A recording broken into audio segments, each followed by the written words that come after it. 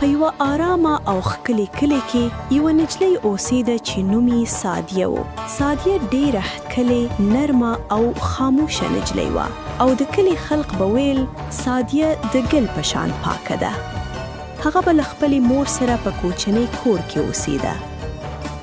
باغچه به یې اوبه کوله، ګلان به یې پالل او اکثره به یې د ماښام پر وخت د کور مخې ته ناسته کوله. د کلي یو ځوان چې نوم یې ساجد و له ډېر وخته له سادیه سره مینه لرله. ساجد ښه، آرام او د ښه زړه خاوند و.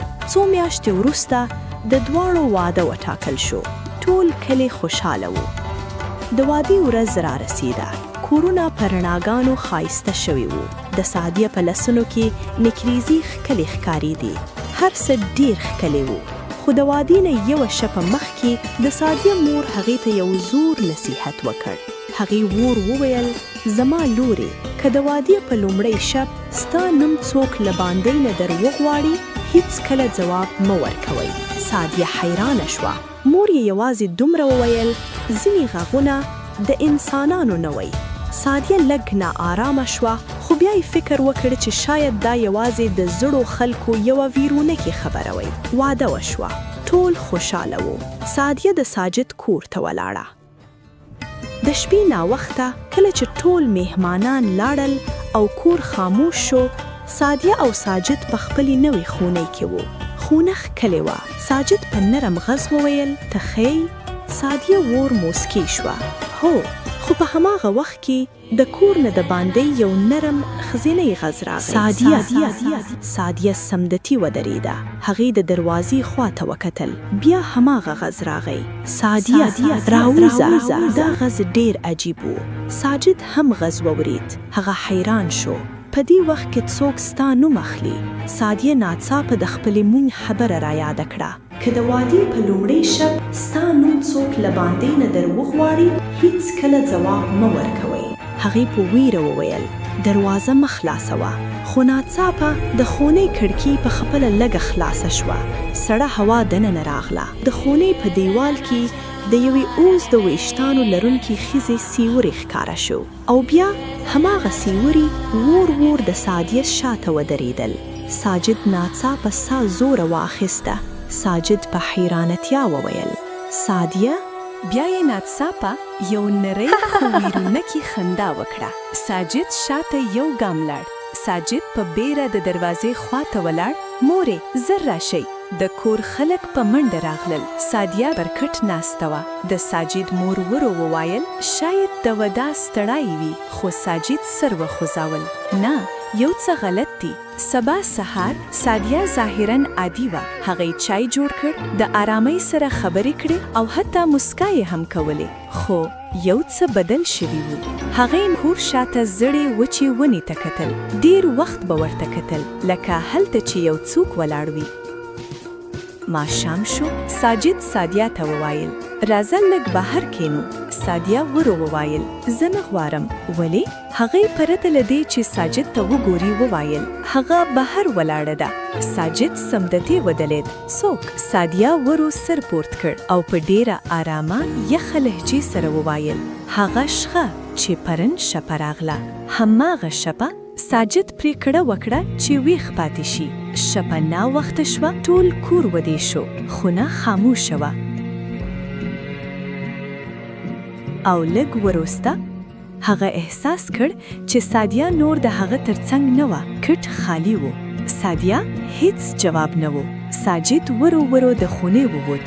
دهلیز تیاره و، خو د کور شاته د نیمه خلاصې دروازې نه سپینه رڼا راتلې او چې بهر یې وکتل سادیه د کور شاته د هماغې وچې ونې مخې ته ولاړه وه. ویښتان یې خلاص وي او پښې یې لوڅ وه. خو تر ټولو ویرونکې خبره دا وه هغه یوازې نه وه.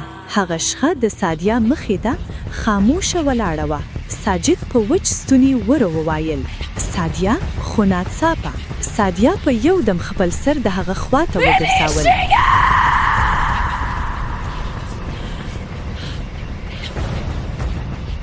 ساجد په منډه د سادیه خواته ورغ او هغه د لاس نه ونیو.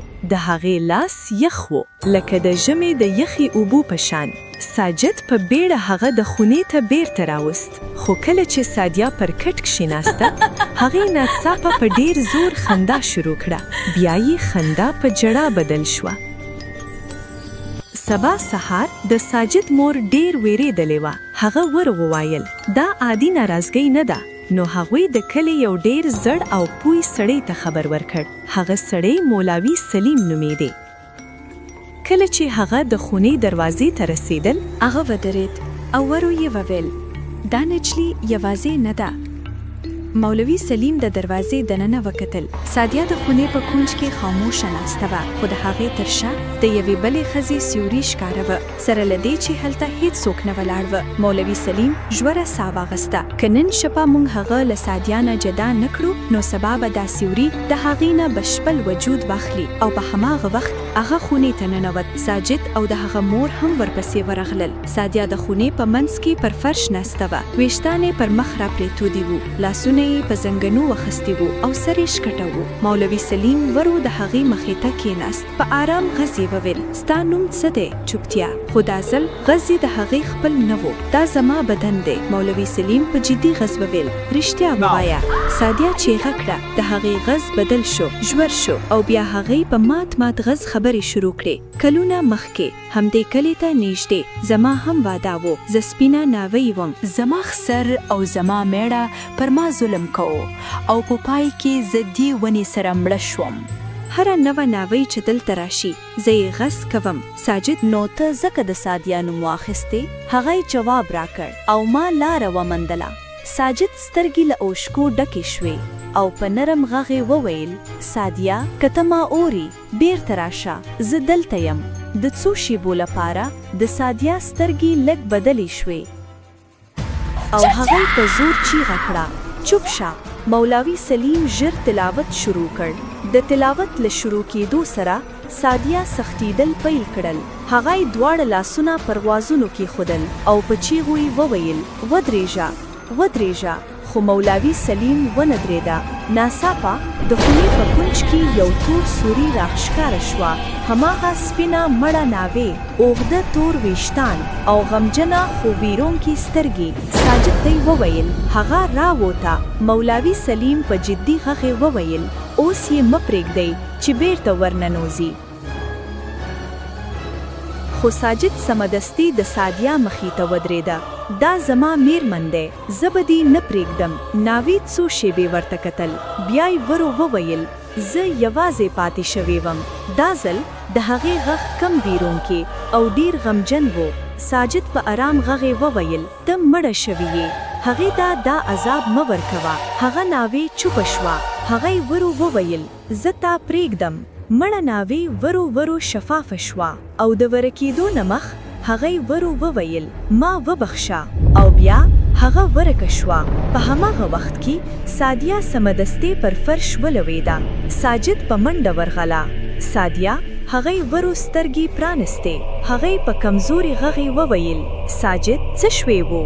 ساجد په خوشحالۍ او ژړا کې وخندل. هر څه ختم شو، ته بیرته راغلې. سبا سهار کور کې رڼا، سکون او خوشحالي وه. سادیا بیرته عادي، خوشحاله او آرامه شوه. هغه بیا ګلان کرل پیل کړل. مسکانه یې بیرته راستانه شوه.